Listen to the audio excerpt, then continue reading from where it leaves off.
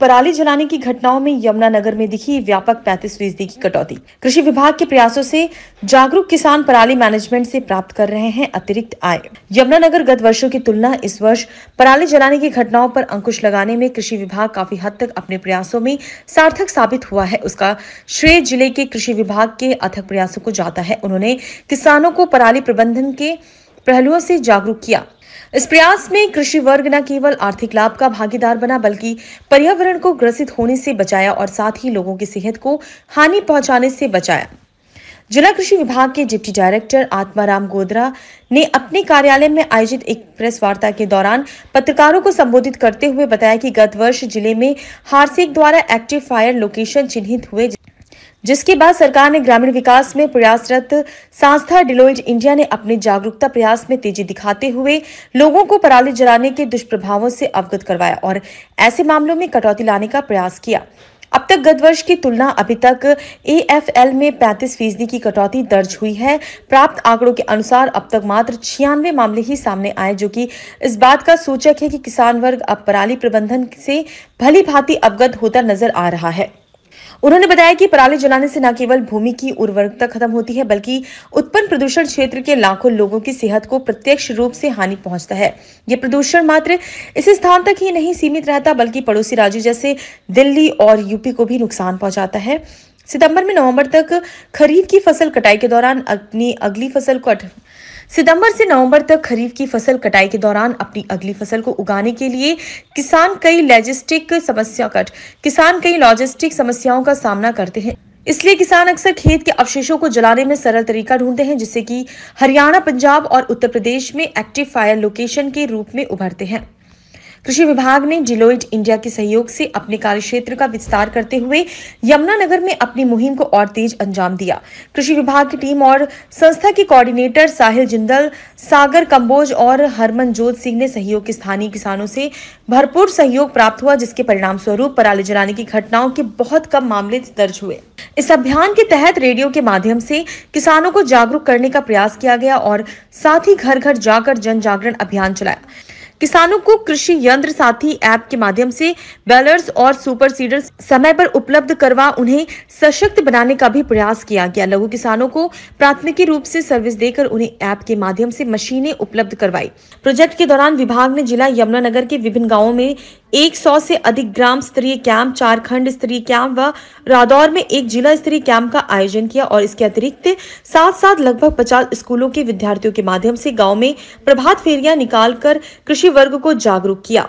उन्होंने बताया कि इस प्रोजेक्ट में एक चुनौती जो उन्हें मिली वह ये है कि यमुनानगर जिले में बड़े पैमाने में उद्योगों की कमी, जहां पराली को एक ईंधन के रूप में इन उद्योगों में इस्तेमाल किया जा सके। इस समस्या को ध्यान में रखते हुए डिलाइट ने जिले और प्रदेश के बाहर अनेक उद्योगों को चिन्हित कर एक नेटवर्क बनाया, जहां किसानों को पराली का उचित दाम उन्हें मिल सके।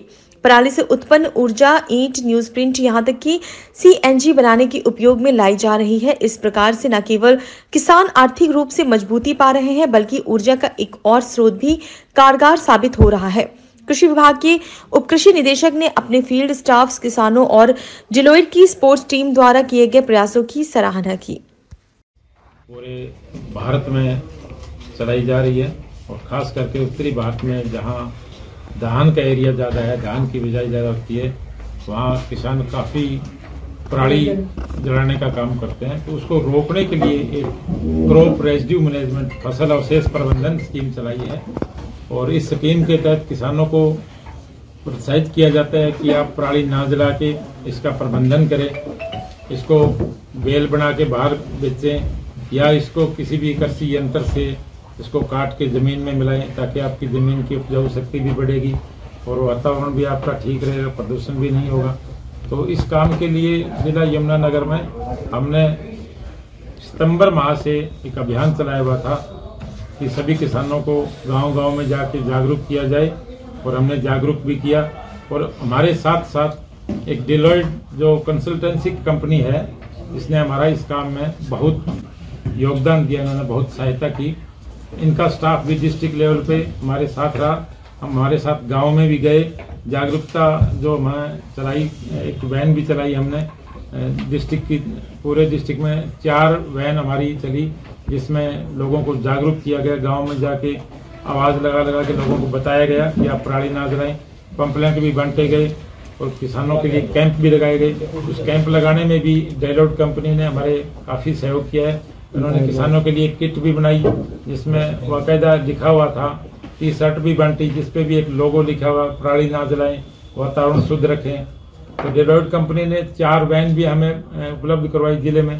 अलग अलग गाँव में जाके उन 4 वैनों ने भी काफ़ी जागरूकता फैलाई है, जिससे किसानों में काफ़ी जागरूकता आई है।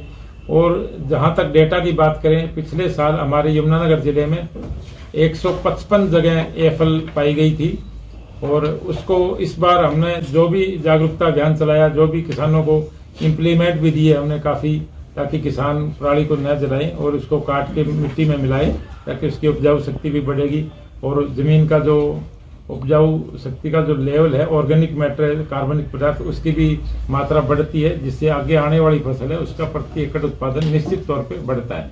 तो इसके लिए अब की बार जो हमने काम किए, इसके लिए उस काम के अच्छे रिजल्ट आए हैं और उसमें डेलोइट कंपनी का भी सराहनीय योगदान रहा है।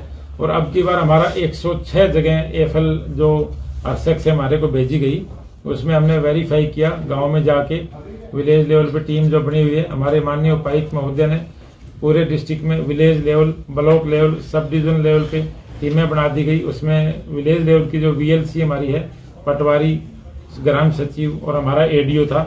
उन्होंने जब 106 एफएल का प्रतिदिन एफएल आती थी उसका जाके निरीक्षण किया, वेरिफिकेशन किया, तो उसमें 56 जगह ऐसी थी जहां आग किसानों ने लगाई।